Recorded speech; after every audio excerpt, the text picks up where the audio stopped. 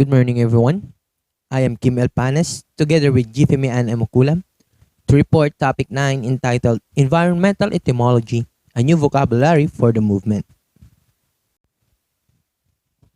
For this chapter, we focus on two topics. Number 1, forming concepts and strengthening vocabulary in earth sciences through etymology, which I'm going to report. And number 2, environment vocabulary, to be reported by Miss Giffemy and M. Oculam. Forming concepts and strengthening vocabulary in earth sciences through etymology. So let's begin. Many technical terms used in the earth sciences are derived from foreign languages such as Greek and Latin and are not easily comprehensible to beginners. However, knowledge of the root words from which these technical terms are formed not only makes learning of the concept represented easier, but also helps to quickly understand new terms that may be encountered. Dominant contributors to the vocabulary are the Greek root words isos, lithos, genane, clinane, morph, meta, orthos, para, classis, chronos, suited, stroph, trophos, stratum, and fluvius. Earth science. The fields of study concerned with the solid earth, its waters, and the air that envelops it. Included are the geologic, hydrologic, and atmospheric sciences. Earth science is the study of the earth and its neighbors in space. It includes the study of solar system, astronomy, geology, oceanography, and meteorology. Etymology. It is the investigation of word histories. Investigates and documents the lives, mainly the origins of words. Etymology comes from the ethymon, means origin of a word in Latin, and comes from the Greek word ethymon, meaning literal meaning of a word according to its origin. Greek ethymon in turn comes from ethymos, which means through. Greek, belonging or relating to Greece or to its people, language, or culture. Modern Greek is derived from Koine, a common dialect of ancient Greek that was understood throughout the Greek-speaking world at that time. In the 19th century, modern Greek became the official language of the Kingdom of Greece.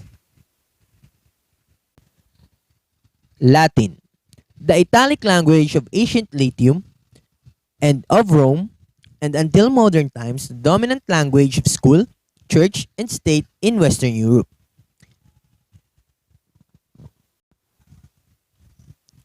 Events and processes in the solid earth, atmosphere, oceans, climate, and extraterrestrial objects that together constitute the earth system have a consequence on the existence and well-being of mankind. The study of earth is of interest to not only the student receiving formal instruction as part of a structured curriculum, but also to the common citizen with concern for things around him. Earth sciences are also the most cosmopolitan of various science disciplines since they embrace diverse subjects such as geology, physics, chemistry, biology, and mathematics. A new learner in earth sciences can be confounded by an exotic range of technical terms that are difficult to understand and remember. Glossaries do give definitions of earth science terms but do not present a genesis of the word that can possibly make the task of understanding and remembering easier. The problem is particularly acute for students coming from different ethnic backgrounds who find it difficult to cope with cultural barriers on one hand and a language barrier on the other hand. Interestingly, it can be found that a large number of technical terms are derived from many fewer root words that are usually of Greek, Latin, or German origin. For example, earth science can be considered a layman's term for geoscience.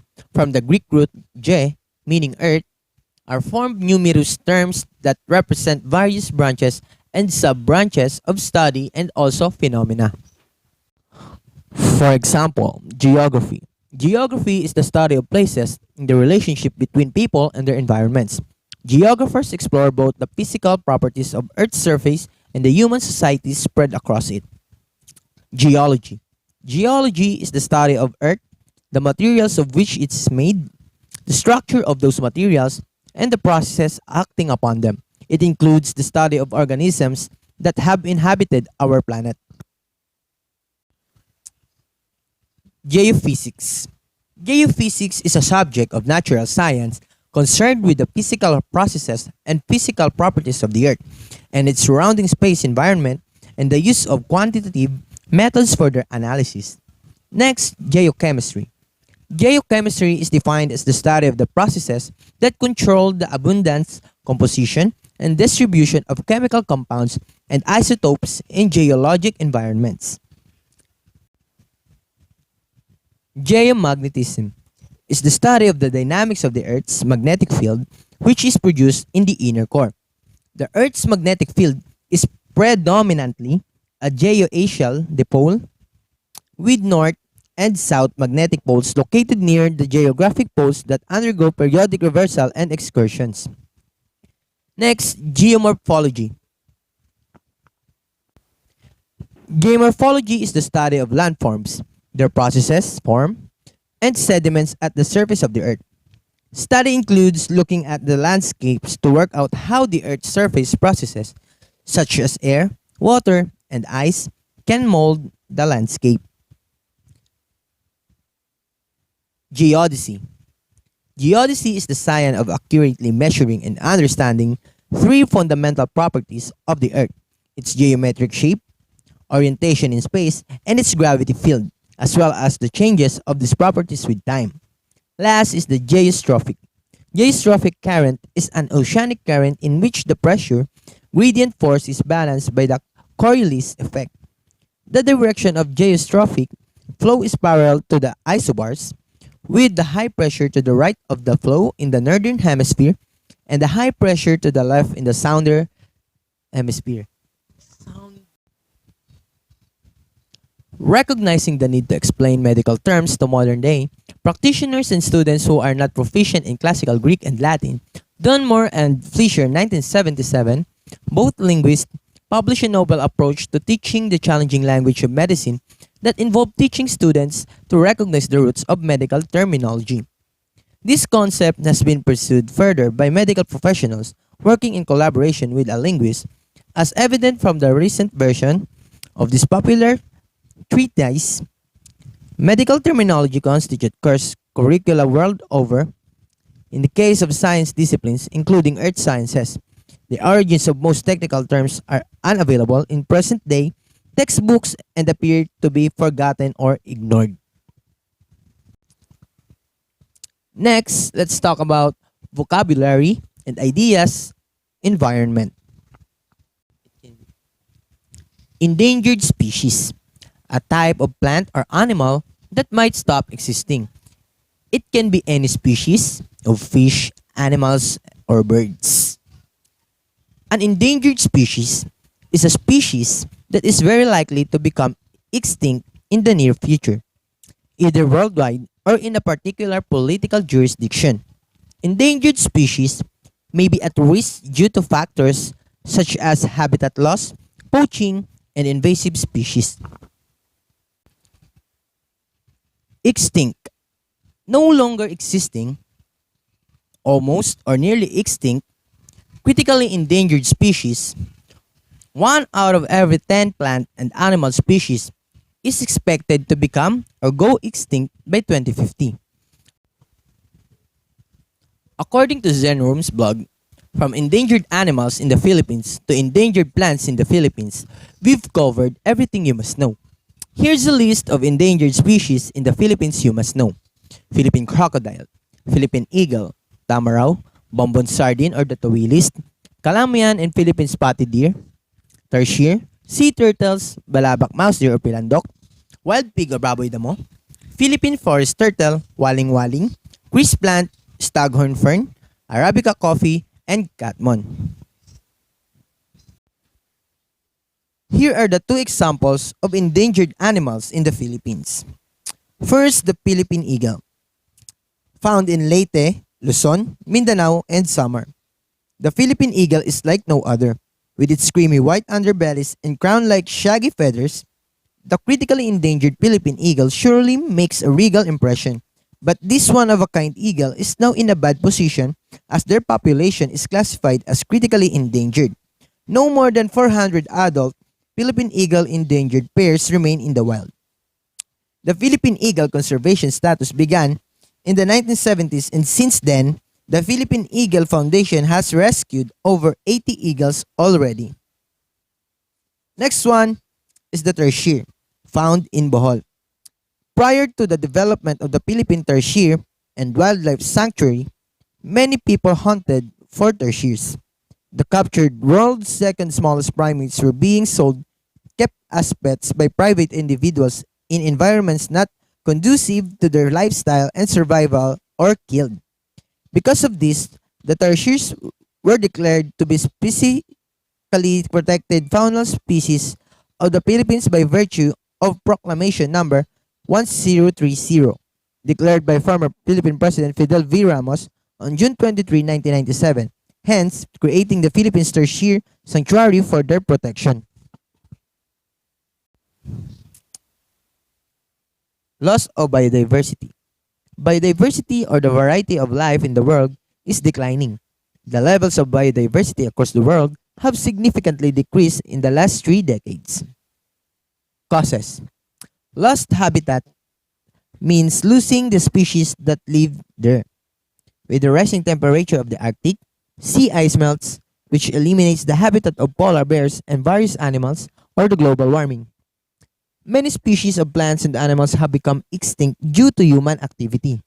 Wild animals are being poached on a massive scale, with millions of individuals animals worldwide killed or captured illegally. Solutions. Save or protect endangered species. Focus on wildlife conservation. Protect wildlife habitats by controlling pollution and creating nature reserves. Stop deforestations. Limit green emissions. Support organizations dedicated to fighting species extinction. Protecting the environment. Sustainable. Causing little or no damage to the environment by sustainable growth, sustainable development, sustainable communities, and sustainable energy sources. Renewable energy. Energy that is produced using natural resources such as the wind, sun, and many more. Reduce the impact on environment. Environmentally friendly. Behavior and products that do not harm the environment to preserve the environment for future generations. Topic 9. Environmental Etymology, a new vocabulary for the movement. We are through with the first part of the topic. Now let's proceed to the second phase of Topic 9. Good morning, everyone. I am Giffemy and M. Oculam, and I'm going to discuss the second part of the Topic 9. We are now going to discover the environment vocabulary. Let's begin. Would you like to learn how to talk about the environment in English? The environment is a very important topic that has been in the news a lot lately, and you can hear things such as global warming, climate change, pandemic, and so on. Today, I'm going to teach you some useful vocabulary that you can use to talk about the environment. Let's begin with the environment. It is defined as a sum total of all the living and non-living elements and their effects which influence human life. While all living or biotic elements are animals, plants, forests, fisheries, and birds.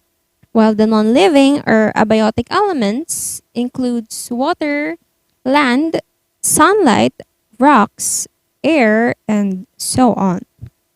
When we talk about the environment, what we are referring to is the world or the globe and how nature and natural processes are being affected by humans. It is specifically talking about how humans are interacting and changing the world around them. Environment is a noun, and there are two adjectives that we often use with the word environment. One of them is the word environmental. It is an adjective connected to the environment. It is being concerned with the protection of the natural world of land, sea, air, plants, and animals. This word is specifically used with environmental issues that deal with the problems that exist within the environment. And this is where you will hear words such as global warming, climate change, and pollution. The second adjective is environmentally. It is also an adjective from environment. It is defined as being concerned with the impact of human activities on the natural environment. We specifically use this adjective when we talk about something being environmentally friendly. For example, recycling, planting trees, conserving water, trying renewable energy by using rooftop solar, and many more. There is one noun connected to environment as well, and this is an environmentalist. It is a person who cares about the environment and wants to do all that they can raise awareness of environmental issues. There is one particular environmentalist who has been in the news lately, and she is the 18-year-old Greta Thunberg, a Swedish environmental activist who is internationally known for challenging world leaders to the immediate action against climate change. In May 2018, Thunberg won a climate change essay competition for a Swedish newspaper. That was the genesis of her activism career. She started a school strike for climate effort 3 months later and launched her first protest 3 months after that. One of the biggest environmental issues these days is pollution. It contributes to a lot of major environmental issues. It is also called environmental pollution. Pollution is defined as the addition of any substance, solid, liquid, or gas, or any form of energy such as heat, sound, or radioactivity to the environment at a rate faster than it can be dispersed, diluted, decomposed, recycled, or stored in some harmless form. The major kinds of pollution, usually classified by environment, are air pollution, water pollution, and land pollution. Modern society is also concerned about specific types of pollutants, such as noise pollution, light pollution, and plastic pollution. Pollution of all kinds can have negative effects on the environment and wildlife and often impacts human health and well being. It basically means all of the waste, the garbage, the rubbish that is being produced.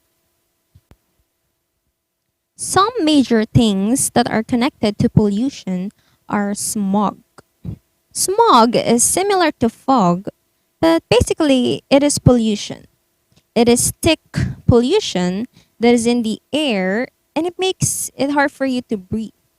It makes the air quality decrease. Another environmental issue is deforestation.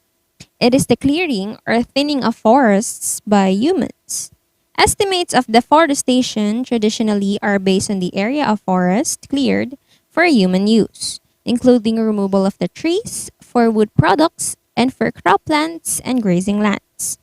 Deforestation is basically cutting down numerous trees. You might have heard the expression clear cutting, where all the trees are removed from the land, which completely destroys the forest.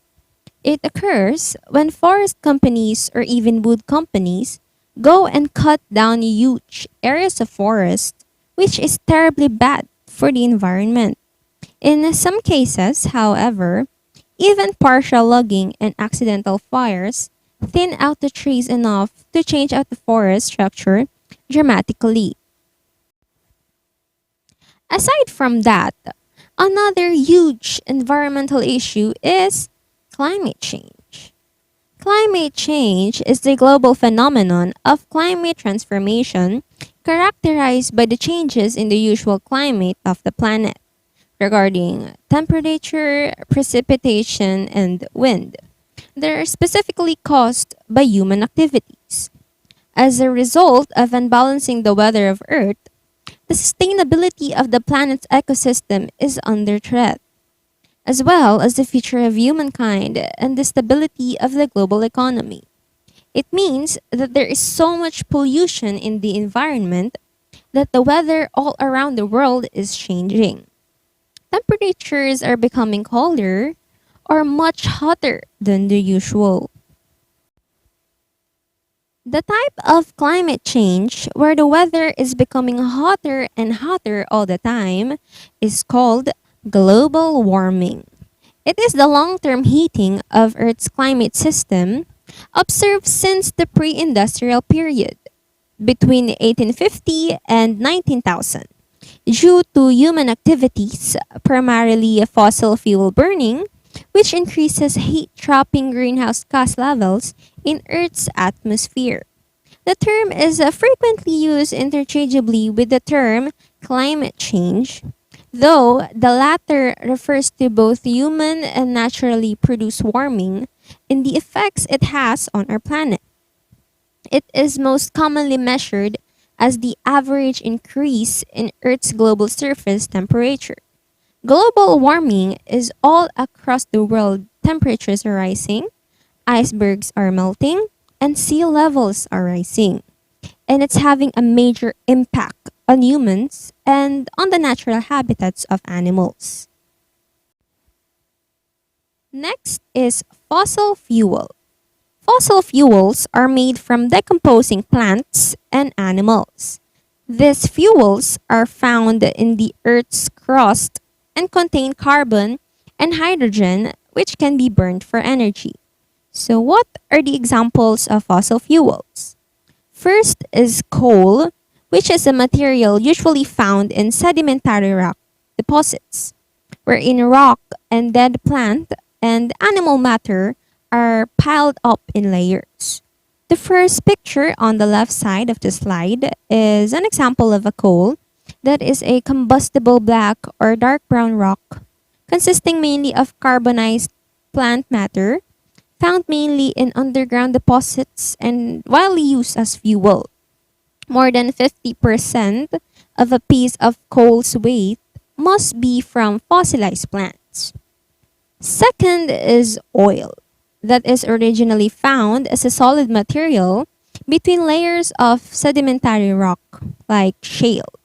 So it is a fine grained sedimentary rock. The picture in the middle is petroleum, which is a naturally occurring liquid found beneath the Earth's surface that can be refined into fuel. This material is heated in order to produce the thick oil that can be used to make gasoline. And last is the natural gas that is usually found in pockets above oil deposits. It can also be found in sedimentary rock layers that doesn't contain oil. The last image beside petroleum is a natural gas that is a fossil fuel, though the global warming emissions from its combustions are much lower than those from coal or oil. So natural gas is primarily made up of methane. From self-quarantine to flattening the curve, here are the few words you need to know to understand the outbreak. Since it was first identified at the end of 2019, the novel coronavirus has brought about a whole new way of life for most of us, and with that, a new vocabulary. It's critical to understand what the experts recommend And why? So that we can all follow guidelines to keep us and everyone around us safe. If reading updates about COVID 19 often has you searching for dictionary, here's a quick rundown of all the most common terms and what they mean in relation to the virus. The first word is asymptomatic. It is presenting no symptoms of disease. In the case of COVID 19, this means absence of fever, dry cough, sore throat, shortness of breath, and body aches, among other less common symptoms. Notably, it is recommended that individuals do not get tested unless they exhibit symptoms because of the risk of false negatives. In other words, most tests will not be accurate unless symptoms are present. Next is symptomatic. It is showing symptoms of COVID 19, which include a fever, dry cough, shortness of breath, and body aches. Health officials believe the risk of transmitting the virus is highest when an individual is symptomatic. Next is contact tracing. It is identifying and monitoring people who may have come into contact with an infectious person. In the case of COVID 19, monitoring usually involves self quarantine as an effort to control the spread of disease. Up next is coronavirus, a family of viruses that include SARS, or the severe acute respiratory syndrome, and MERS, which is Middle East respiratory syndrome, as well as other respiratory illnesses. A coronavirus, also known as CoV, is typically spread between animals and humans, an event known as zoonotic transfer.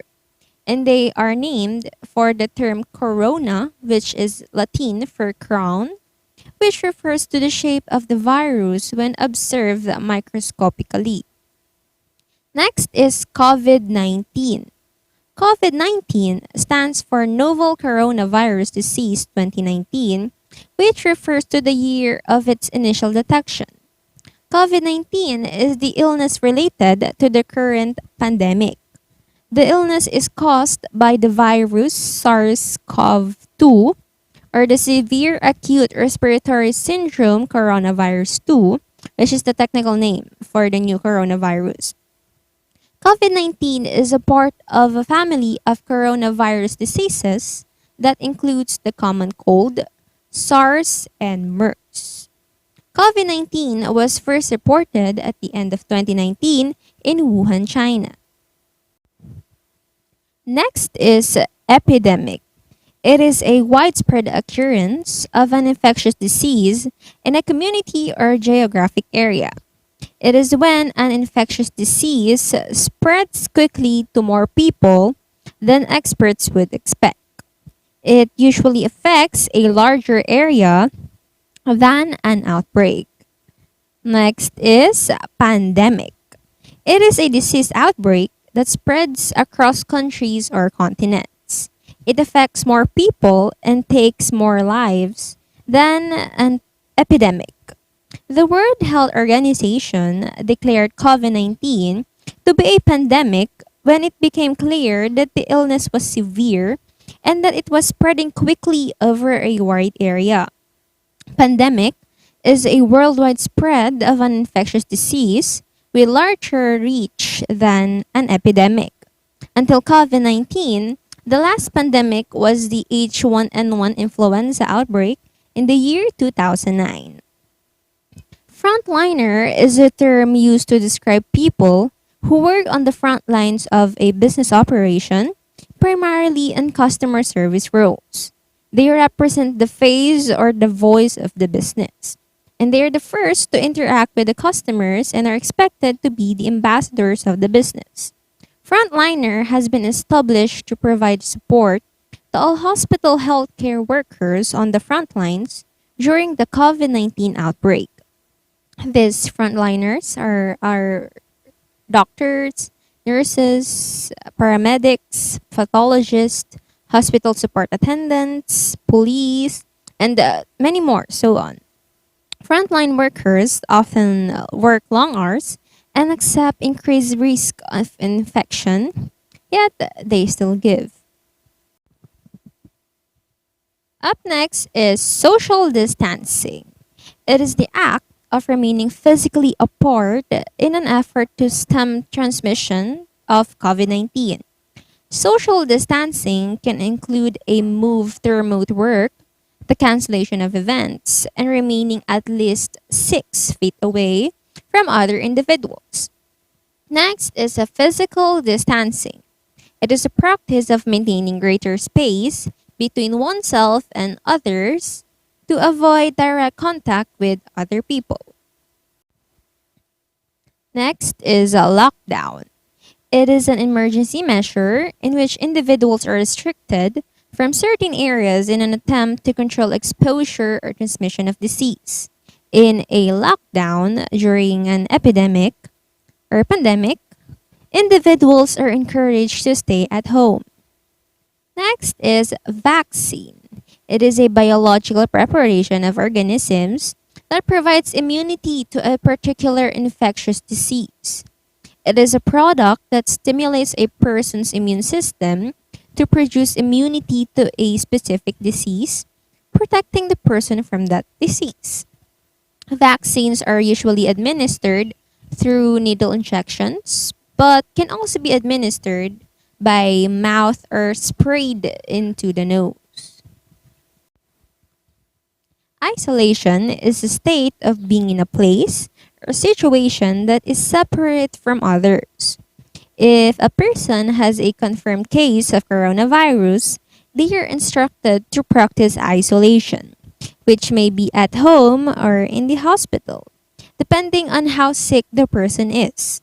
It's meant to keep sick people from infecting other people by keeping them away from everyone.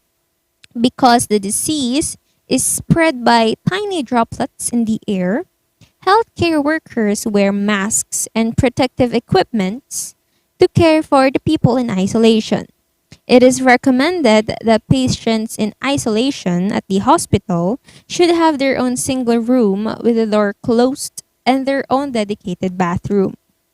Next is swab test. Testing for COVID 19 involves inserting a 6-inch long swab, it's like a long Q tip, into the cavity between the nose and the mouth, or the nasopharyngeal swab, for 15 seconds and rotating it several times. The swabbing is then repeated on the other side of the nose to make sure enough material is collected. The swab is then inserted into a container and sent to a lab for testing. A nasal swab is a test that checks for viruses and bacteria that can cause respiratory infections. There are many types of respiratory infections. A nasal swab test can help your provider diagnose the type of infection you have and which treatment would be best for you. That is the end of the topic 9, which is about environmental etymology, a new vocabulary for the movement. Thank you for listening.